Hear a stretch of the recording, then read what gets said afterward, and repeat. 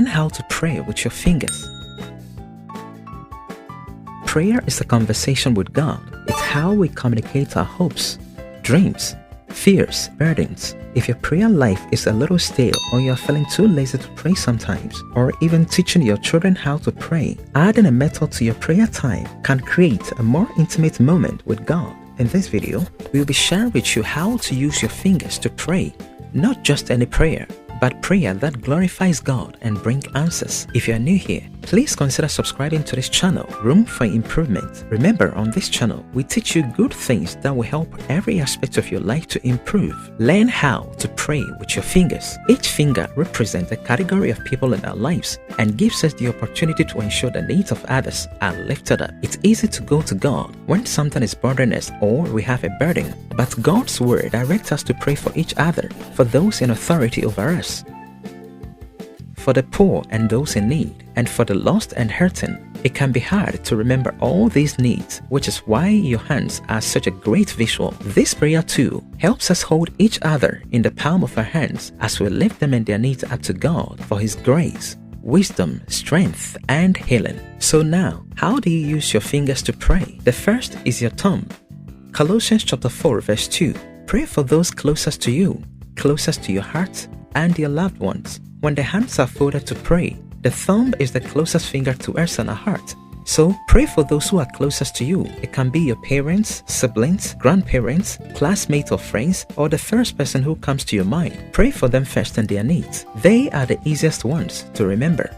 The finger next to your thumb is called the pointer finger or the index finger. That's because most people point us with this finger. Use this finger to remember to pray for those who point you in the right direction. This reminds us to pray for those who heal, teach, instruct, and guide. People that fall into this category are your mentors, counselors, policemen, firemen, coaches, small group leaders, teachers, and your pastor.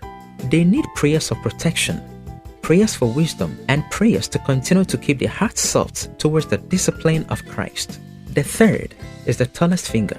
1 Timothy chapter 2 verse 1 to 2. Pray for those who are in authority or those who stand tall and those who lead us in life.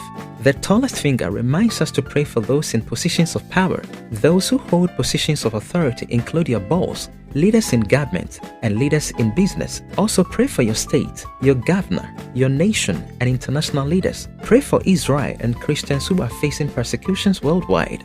Your prayers should include prayers of protection, guidance, and that they listen to the Lord's leading. The fourth is the ring finger. James chapter 5 verse 15. Pray for those who are weak or in pain. The ring finger is the weakest finger. It has the least amount of dexterity because it's the weakest. It serves as a reminder to pray for those who are weak, the homeless, the needy, widows and widowers, orphans, those who are in trouble or in pain, and those who are in prison. It serves as a reminder to pray for the least of us. They need prayers of God's protection, provision, healing, and strength. The last finger is the pinky finger or the smallest finger. Philippians chapter 4 verse 6. Pray for ourselves. The last finger is the pinky finger. It is the smallest finger and serves as a reminder to pray for ourselves. We can use this moment to thank God for His blessings, the way He loves us, the little ways He grabs our attention throughout the day. It's important to ask God to open your eyes to any sin areas in your life, or whether or not you need forgiveness, because sin creeps into our lives in so many unexpected ways. Seemingly innocent comments or behaviors can become grievances and idols. His word reminds us that we are to remain in Him so that we may bear much fruit and help build His kingdom.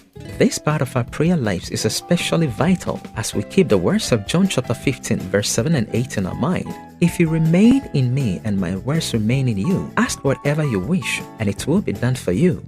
This is to my Father's glory, that you bear much fruit, showing yourselves to be my disciples. As you pray for your own needs, ask God to give you His desires and to pray for His will to be done. Spend time thanking Him for the people in your life and ask Him to help you be the hands and feet of Jesus. When you start your prayers, first pray for thanksgiving. Thank God for His goodness towards your life and your family. Also, ask Him to forgive every sin in your life, those you remember and those you do not remember, before you start praying with your fingers. Hey friends, thank you for tuning in and watching this video as well. If this video has helped you, Please like this video, comment and share with your friends, and together we may help ourselves grow and improve in every aspect of our lives. Until then, see you in our next video. Keep being awesome and God bless you.